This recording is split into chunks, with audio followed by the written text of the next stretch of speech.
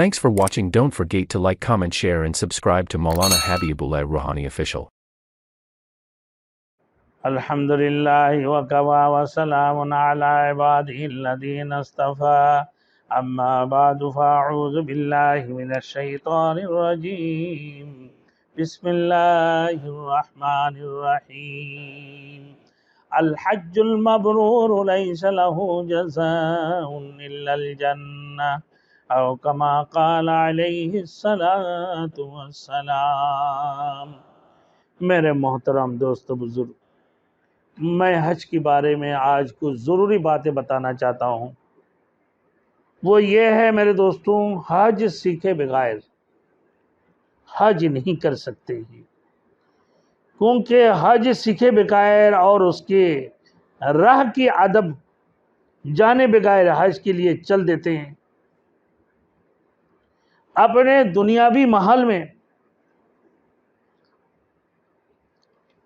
دنیاوی محل سے نکل کر اور گناہوں کی عادتیں جو پڑی ہوتی ہے، اس لیے سفر حج میں بلکہ خاص ایام حج میں بھی گناہوں میں مبتلا لوگ رہتے ہیں۔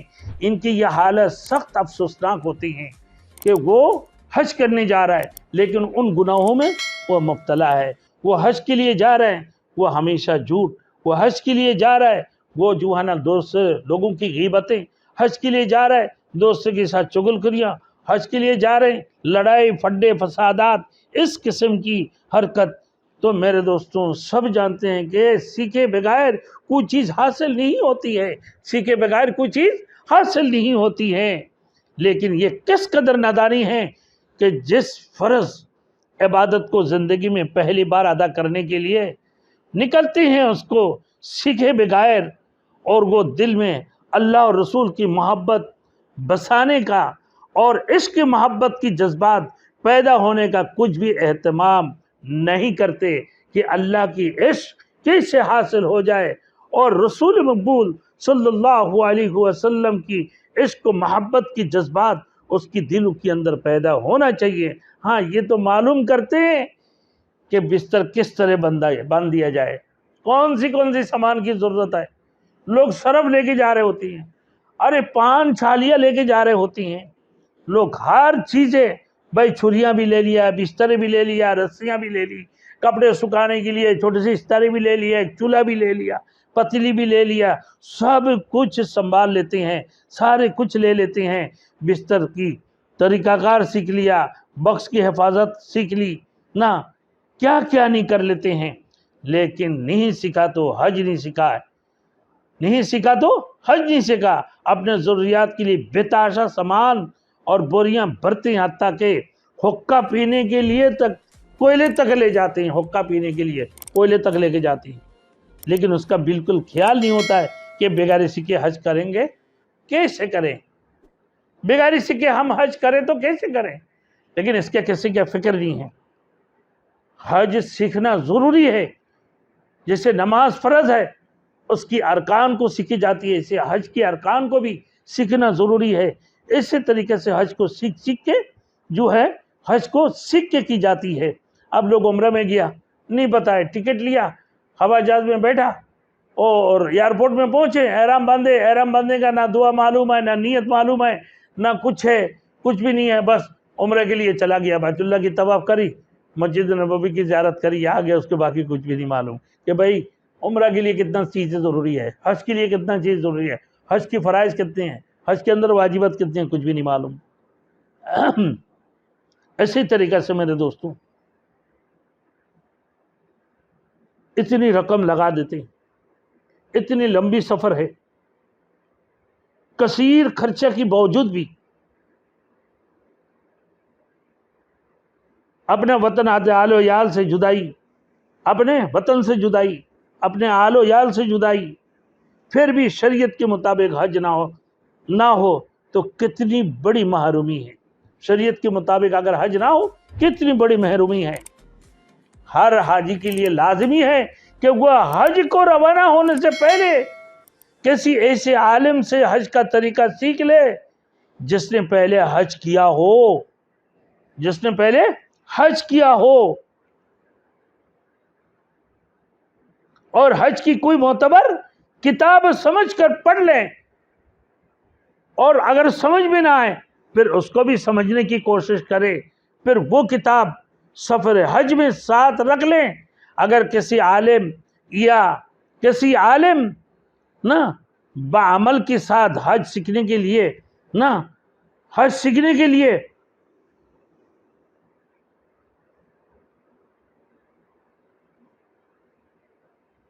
کسی عالم بعمل کے ساتھ حج سیکھنے کے لیے وقت گزاریں، ان کے ساتھ تیاری کر لیں، تو یہ نہایت ہی مفید ہوگا اس کی۔ انشاءاللہ تعالی حج کی احکام اور مسائل فضائل جاننے کے ساتھ ساتھ ادب و صبر کا اہتمام بھی ہوگا، دل زبان سے ذکر اللہ کثرت کے ساتھ کرنے کی عادت بھی پڑے گی، مسنون دعائیں بھی یاد ہوں گے، اور حج کی اہمیت دل میں بیٹھے گی۔ پھر جب حج کریں گے تو انشاءاللہ تعالی حج کا مزہ اور کیفیت اور اس کی محسوس نشاط اور کچھ اب محسوس ہوگا، اور عشق و محبت کی مٹاس اپنے دل میں محسوس کریں گے۔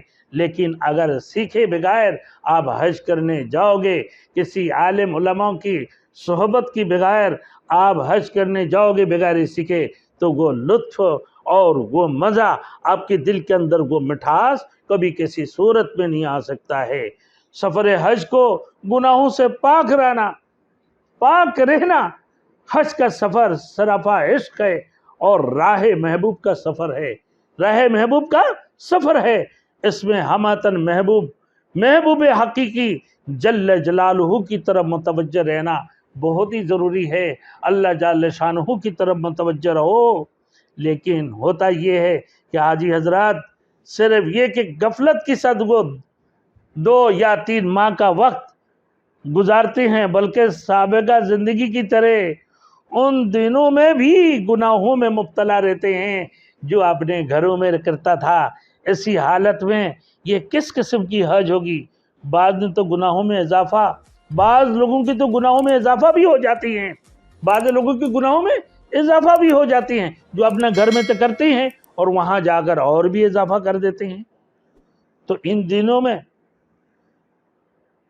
ان کے لیے کیا کرنا ہے میرے دوستو؟ بعض لوگ تو گھر آتے وقت ٹیپ ریکارڈر لے کر آ رہے ہیں، اور اچھے جو ہے نا LED لے کر آ رہے ہوتے ہیں، اور بڑے بڑے بچوں کے لیے کھلونا لے کر آ رہے ہوتے ہیں، قسم بقسم کی چیزیں، ہر چیز میں بازاروں میں جو ہے نا رش لگائے ہوئے، حج کی اپنے اہمیت کی بجائے، اللہ کرنے کی بجائے، اللہ کی خوشنودی حاصل کرنے کی بجائے، اللہ کے عشق میں ڈوبنے کی بجائے، اللہ کے رسول کی محبت میں ڈوبنے کی بجائے، اللہ کے رسول کی محبت میں اپنے آپ کو مائل کرنے کی بجائے وہ اپنے دنیاوی کاموں میں لگ جاتے ہیں۔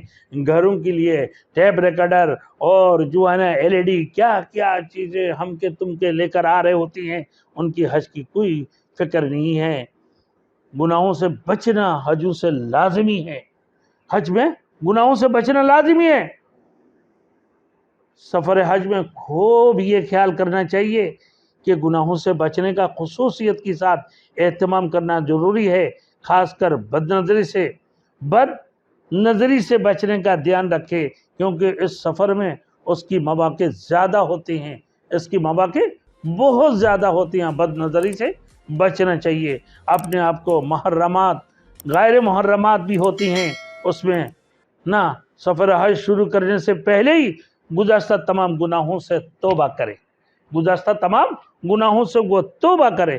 اور پھر سفر حج کو تمام گناہوں سے محفوظ رکھے، پھر حج سے واپس ہو کر برابر گناہوں سے اپنے آپ کو بچاتے رہے، تاکہ حاجی کی زندگی ایک مثالی زندگی ہو جائے، اور بستی محلہ اور شہر کے لوگوں پر اس کی نیکی اور بزرگی کا اثر پڑے، تاکہ لوگ دیکھیں یہ بھی ایک حاجی صاحب ہے۔ ایسے نہ ہو کہ بھائی ایک حاجی صاحب کو بھائی اس کی ڈولی کے اندر بٹھا کر لے کر آ رہا ہے، بھائی دولہے کو جو ڈولی میں بٹھاتے ہیں ویسا ہی کہ حاجی صاحب آ رہے ہیں۔ بھائی ایئرپورٹ میں لوگ جماعت بجماعت جا رہے ہوتے ہیں، ان کو جو ہے نا استقبال کے لیے جا رہے ہوتے ہیں، گاڑیاں بھر کے پاسے بھر کے حاجی صاحب کو لے کر آ رہے ہیں، یہ کیا ہے؟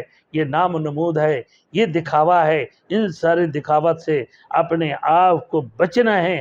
ہر صورت میں سفر حج میں جہاں تک ہو سکے لا یعنی باتوں اور بےمانی باتوں سے، فالتو باتوں سے جو ہے نا اپنے آپ کو لہو لعب سے فرض کرے۔ بازاروں میں نہ گھومے پھریں اور بازاروں سے بھی فرض کرے۔ حرمین شریفین میں زیادہ سے زیادہ وقت گزاریں، حرمین شریفین میں زیادہ سے زیادہ وقت گزارے۔ مسجد حرم میں قرآن مجید 2-4 مرتبہ ختم کر لیں، طواف بہت کثرت سے کیا کریں، مدینہ منورہ میں بھی قرآن مجید ختم کرتے رہیں، اور درود کی ورد کرتے رہیں، درود شریف پڑھتے رہیں، درود شریف پڑھتے رہیں۔ اللہ اکبر، درود شریف کی بہت زیادہ کثرت کریں اور اللہ کی ذکر کریں کثرت کے ساتھ، ہر مقام پر ہر حال میں کرتے رہیں۔ اللہ کی ذکر سے کبھی کسی صورت میں غافل نہ ہونا۔ نہ آج کل حجاج نے تو یہ طریقہ بنا لی کہ تھوڑی بہت دیر احرام نہ حرم میں حاضر ہو جاتی ہیں، ورنہ بازاروں میں گھومتے پھر رہے ہوتی ہیں، چیزیں خرید کر لا رہے ہیں، ایک دوسرے کو دکھلاتے ہیں کہ میں نے یہ چیزیں لایا، یہ چیزیں لایا۔ کوئی جینماز لے رہا ہے، کوئی کمبل لا رہا ہے، کوئی بکس لا رہا ہے، کوئی ٹیپ ریکارڈر لا رہا ہے، کوئی LED لا رہا ہے، قسم بقسم کی چیزیں لوگوں کو دکھاتے پھرتے ہیں۔ تو اس قسم کی چیزیں لے کر آج جو حالت لوگوں نے کر کے رکھا، میرے دوستوں، یہ حاجیوں کے لیے نہیں ہے۔ یہ ان حاجیوں کو ان تمام چیزوں سے، اس قسم کی فسق و فجوریوں سے، اس قسم کی ریاؤں سے، اس قسم کی نام و نمود سے حاجیوں کو فرض کرنا چاہیے، پرہیز کرنا چاہیے، تاکہ ہمارے حج اللہ قبول فرمائے اور ہمارے حج بھی حج مبرور ہو، اللہ ہمارے حج کو قبول فرمائے۔ وآخر دعوانا ان الحمد للہ رب العالمین۔